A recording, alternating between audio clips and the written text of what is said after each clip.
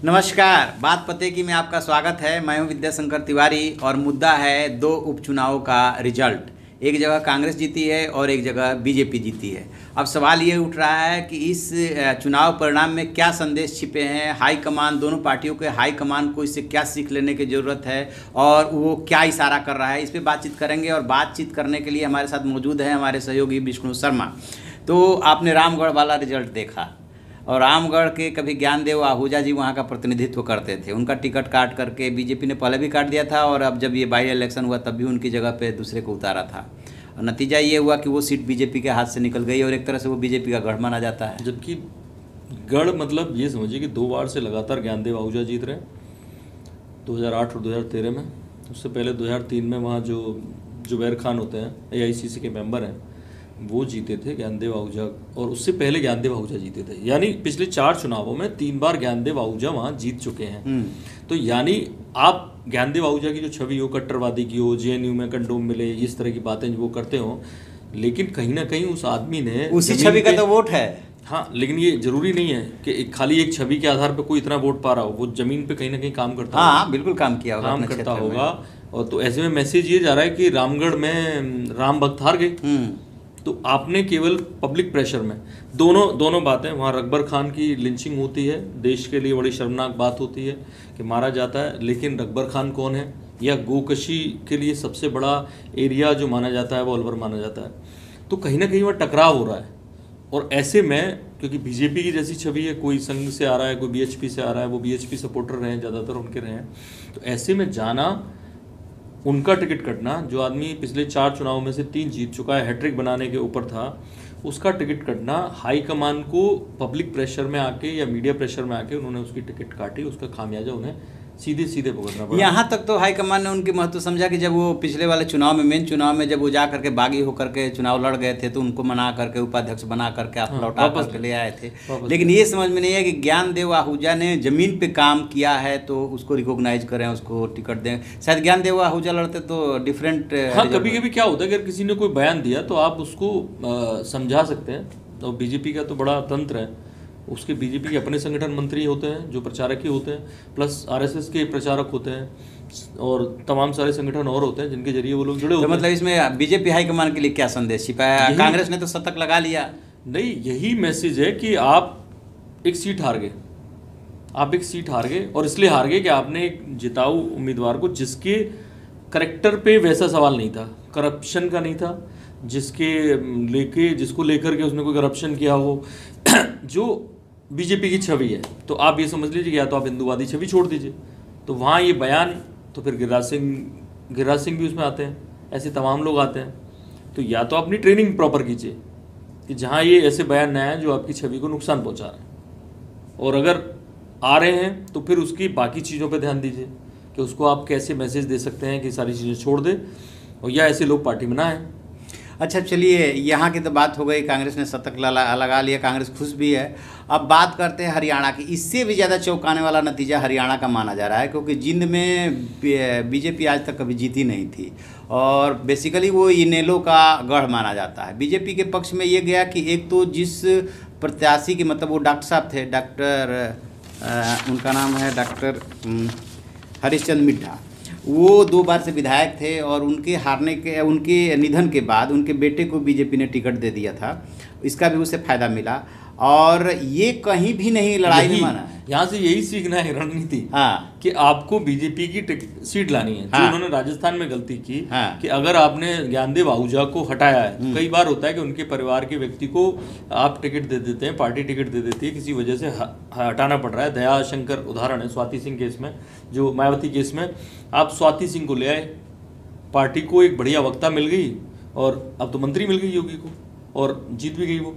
तो ऐसे में मान लो विवादों के चलते हटाना पड़ रहा है किसी को, तो अब क्या हुआ, जो बंदा नया आया खुशवंत सिंह, वहाँ पर वो एक पूर्व प्रधान है, ठीक है, अच्छा कार्यकर्ता हो सकता है, लेकिन उसमें वो जिताऊ वाली बात नहीं है और वो नहीं जीत पाए वहाँ पे तमाम सपोर्ट। लेकिन यहाँ तो जिंद में तो बीजेपी ने जो कृष्णा मिड्ढा को उतारा, वो इनेलो से विधायक थे 2 बार के, हरिचंद मिड्ढा, और उनके बेटे थे। तो ये रिस्क लिया ना यहाँ उन्होंने, जैसी प्लानिंग की कि खट्टर सरकार पे पहले ही लोग उन्हें कमजोर मानते थे खट्टर को, वहाँ सुरेश भट्ट हैं जो अपने आप को संगठन मंत्री हैं, प्रदेश संगठन मंत्री बीजेपी के, वो पर्दे से दूर रहते हैं जनरली, और पर्दे के पीछे से उन लोगों ने ऐसा खेल कर दिया।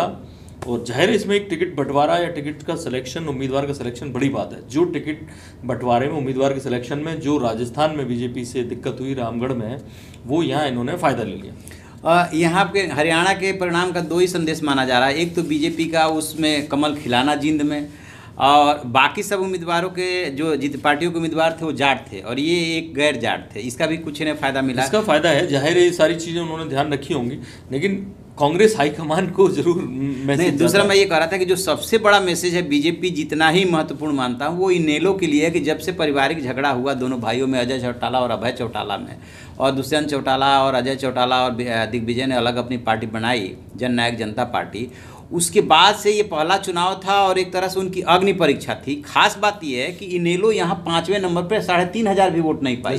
अभी अब आप देखिए, इनमें कांग्रेस और जो नई पार्टी बनी है दुष्यंत चौटाला की, उसमें आप जाएंगे तो उन्होंने इस चुनाव को हल्के में नहीं लिया जितना इनेलो ने लिया। इनेलो का ही कैंडिडेट वहाँ पे विधायक था पहले, उन्हीं के बेटे को बीजेपी उठा के ले गई।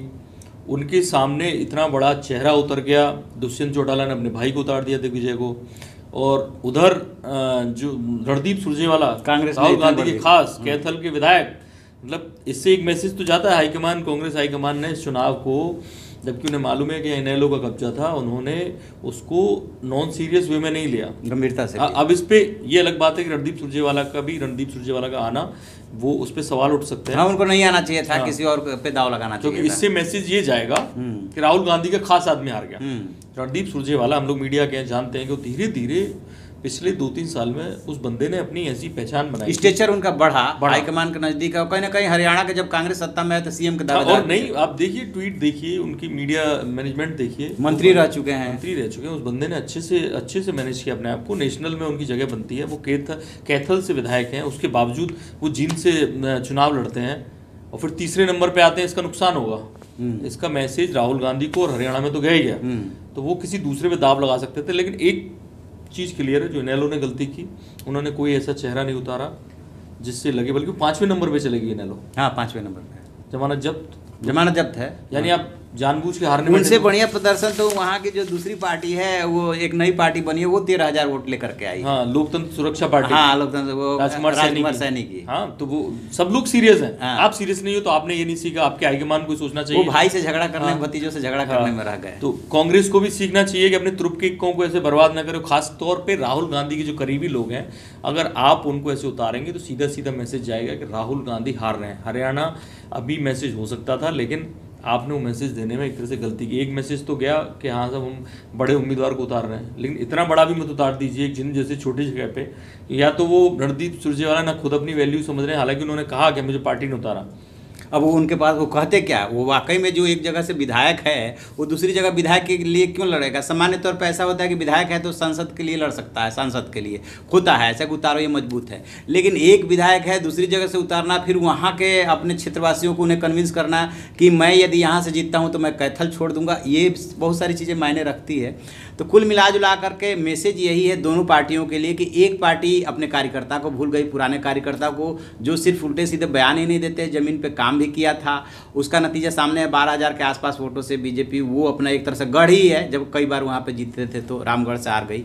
और दूसरी तरफ जिंद कह रहा है कि कांग्रेस वहाँ एक तरह से बहुत बड़े अपने कदावर नेता को उतार दिए। पार्टी के अंदर की चाहे जो पॉलिटिक्स हो, रणदीप सुरजेवाला को उतारने की कांग्रेस ने गलती की, क्योंकि पहले से पता था कि ये इनेलो का गढ़ है। इनेलो नहीं भी जीती टूट की वजह से, तो उसका फायदा कहीं ना कहीं बीजेपी को मिला। और इनेलो के लिए सबसे बड़ा मैसेज है, दो ही मैसेज जा रहा है जिंद के लिए। एक तो कांग्रेस के लिए गया कि भाई आपने ये इतने बड़े नेता पे दांव क्यों खेला। बीजेपी के लिए गया कि से बीजेपी वहाँ पे कमल खिलाने में कामयाब रही जहाँ कभी आप कमल खिला ही नहीं था। और उधर जो है इनेलो के लिए ये है कि आप वहाँ उसकी पराभव की राजनीति शुरू हो रही है। और ख़ास बात यह कि अभी ओम प्रकाश चौटाला है, बेशक वो जेल में हो और उनकी इनेलो भी है, लेकिन जिन पोतों ने विद्रोह किया वो अच्छा वोट लेके आए हैं, वो दूसरे नंबर पे हैं। 37,000 के आसपास वोट लेकर के आए हैं दिग्विजय चौटाला। तो सबके लिए संदेश अब देखते हैं। ये तो राजनीति है, दाव पे चलते रहते हैं कि आगे क्या होता है, क्योंकि इसके जस्ट बाद लोकसभा और विधानसभा का चुनाव है वहाँ पे हरियाणा में।